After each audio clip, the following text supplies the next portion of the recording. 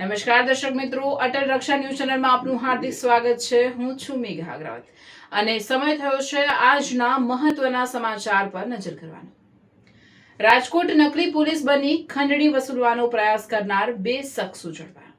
University પોલીસે ion Faldu અને પરમરાજ માંજરિયાની ધરપકડ કરી। આરોપીઓએ પોતાને માલવ્યા પોલીસ સ્ટેશનના કર્મચારી તરીકે ઓળખ આપી હતી। ક્રિકેટ ગ્રાઉન્ડ પાસે બેઠેલા 4 યુવાનોને ધમકાવી 50,000 રૂપિયાની માંગણી કરી।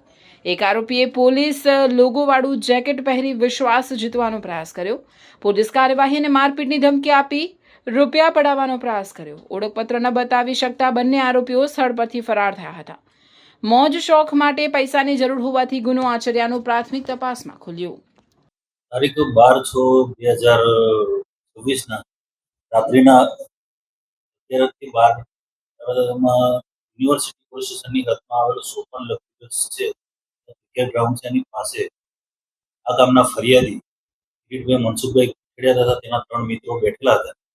તે દરમિયાન થોડી વારમાં બે ઈસમો બ્લુ કલરની મોટરસાયકલ લઈને આવેલા અને એમને જોઈ અને એમને કીધેલું સાયકલ શું કરો છો, તમે આ લોકો કરી ગયેલા ભાગવા લાગેલો। આ ગામના ફરિયાદી જે છે કિરીટભાઈ, તેઓના બે ઈસમોએ પકડી લીધેલા। તેમાંથી એક ઈસમે પોલીસના લોગોવાળું ટી શર્ટ પહેરેલું હતું।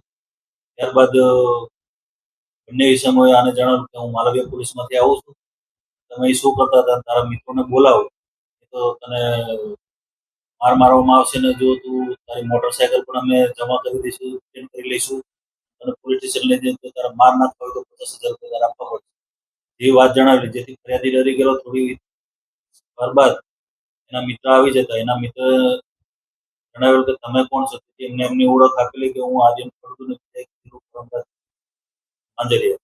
ત્યારબાદ એનો મિત્ર જે નરેશભાઈ છે તો એમને સવાલ કરેલો કે માલવ્યા પોલીસ છે તો તમે યુનિવર્સિટી પોલીસ સ્ટેશનની હદમાં શું કરો, તમારી ઓળખ આપો, તમારો એકડ બતાવો। જેથી આ લોકો ગભરાઈને ભાગી ગયા। ત્યારબાદ આ ફરિયાદીએ યુનિવર્સિટી પોલીસ સ્ટેશન ખાતે જઈ બીએનએસ કલમ 204, 205, 306, 62 મુજબની ફરિયાદ આપેલી। ફરિયાદના આધારે યુનિવર્સિટી પોલીસ સ્ટેશને ગુનો નોંધી હાલના જે નકલી પોલીસ જે રાજ્ય સેવકની ખોટી ઓળખ આપેલી એવા આર્યન ધીરજલાલ ફળદુ તેમજ પરમરાજ દિલીપભાઈ માંજરે બેની ધરપકડ કરેલી છે અને કાયદેસરની કાર્યવાહી